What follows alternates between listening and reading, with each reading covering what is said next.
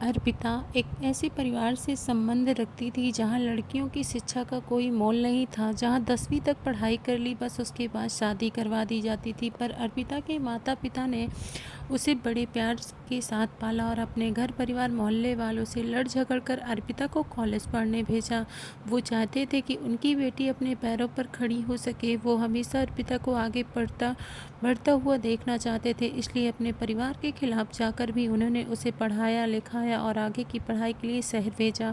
गांव से निकलकर जब अर्पिता पहली बार शहर में आई थी तो उसे यह स्वतंत्रता, यहाँ का वातावरण, खुले विचार बिना रोक टोक की बहुत पसंद आ रही थी, क्योंकि लड़के भी कॉलेज में पढ़ते थे। अमित से उसकी मुलाकात हुई दूसरे मंजिल से नीचे उतरते हुई थी। वो फाइनल ईयर में था और अर्पिता फर्स्ट ईयर में। ये पहली दोस्ती जो हुई वो अर्पिता को अमित का दीवाना कर गई। फाइनल एग्ज़ाम आते आते तो दोनों शादी के सपने देखने लगे। अमित का तो वैसे भी आगे पढ़ने का मन नहीं था, उसको तो वैसे भी अपने पापा का बिजनेस संभालना था, इसलिए उसके लिए ग्रेजुएट होना ही बहुत बड़ी बात हो गई।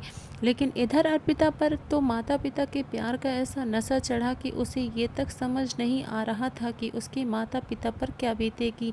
उसका एकदम उसके घर में आने वाली हर लड़की की शिक्षा को रोक देना। अमित ने उसे सपने में भी रंगीन ऐसे ही दिखाए थे। वो तो अक्सर उससे यही कहता था, आखिर इतना पढ़कर तुम्हें कौन सा नौकरी करनी है? अरे तुम तो एक बिजनेस फैमिली में जा रही हो, हमारे यहाँ तो नौकर काम करते हैं, तुम्हें तो वैसे भी शादी के बाद आराम करना है। अर्पिता धीरे धीरे उसकी बातों में आने लगी।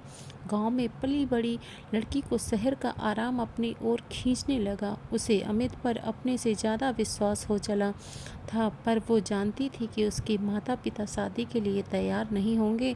तैयार तो अंतिम अमित के माता पिता भी नहीं थे। आखिर अर्पिता उनके स्टैंडर्ड से मैच भी नहीं खाती थी, तो उन्होंने भी अमित को शादी के लिए मना कर दिया। लेकिन अमित तो अर्पिता के साथ शादी की जिद पर अड़ा हुआ था।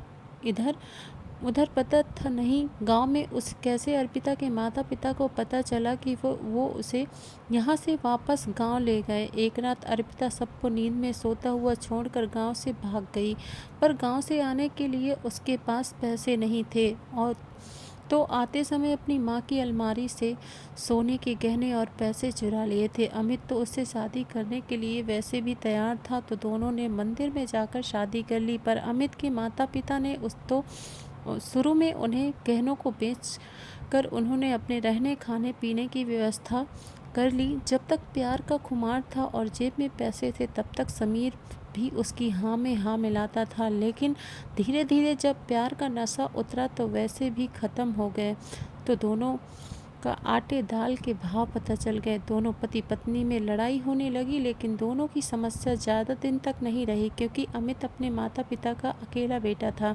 बाकी तो दो बेटियां थीं। बुढ़ापे में बेटा ही सब कुछ संभालेगा ये सोचकर कुछ दिनों बाद वो अमित को लेने आ गए और मजबूरन उन्हें अर्पिता को ले जाना पड़ा। आज घर में काफ़ी रौनक थी। छोटी ननद शिवानी की शादी 5 दिन बाद थी, तो सब उसकी तैयारियों में लगे हुए थे। बड़ी ननद बिल्लो और उसके पति भी घर आए हुए थे। सब लोग माता पिता जी के कमरे में बैठकर इसी सारे बारे में बात कर रहे थे कि तैयारी कर रही थी। जैसे ही चाय नाश्ता तैयार हुआ, उसके कमरे में प्रवेश करते ही सब लोग नाराज़ होने लगे। अर्पिता को ये बात बहुत ख़राब लगी, पर फिर भी उसने सबको चाय दिया और ख़ुद भी अपना चाय नाश्ता लेकर बैठ गई। लेकिन तभी मम्मी जी ने उसके पति अमित से अर्पिता को बाहर भेजने का इशारा किया, जिसे अर्पिता ने देख भी लिया, लेकिन अनजान होने का नाटक करते हुए वो चुपचाप बैठी रही। अंत में अमित ने अर्पिता से कहा, हम लोग कुछ ज़रूरी बात कर रहे हैं, प्लीज़ तुम अपने कमरे में जाकर नाश्ता कर लो। अर्पिता ने प्रश्न